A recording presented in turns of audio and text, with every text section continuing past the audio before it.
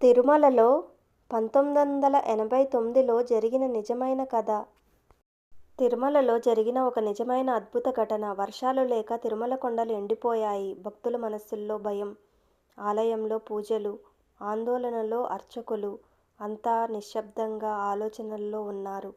చివరికి వర్షదేవుడైన వరుణునికి ప్రత్యేక పూజలు చేసి వర్షం రప్పించాలని పండితులంతా కలిసి నిర్ణయం తీసుకున్నారు.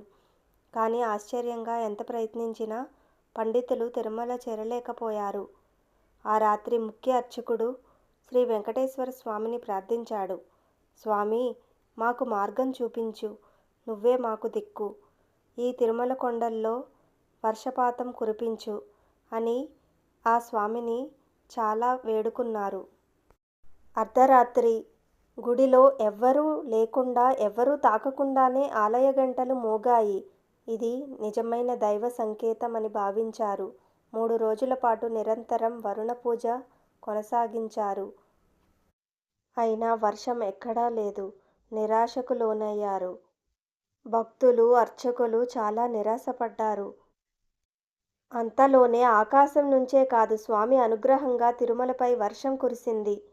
ఇది ఖచ్చితంగా స్వామివారి లీలే. గోవిందా గోవిందా, గోవిందా గోవిందా, శ్రీ వెంకటేశ్వర గోవిందా.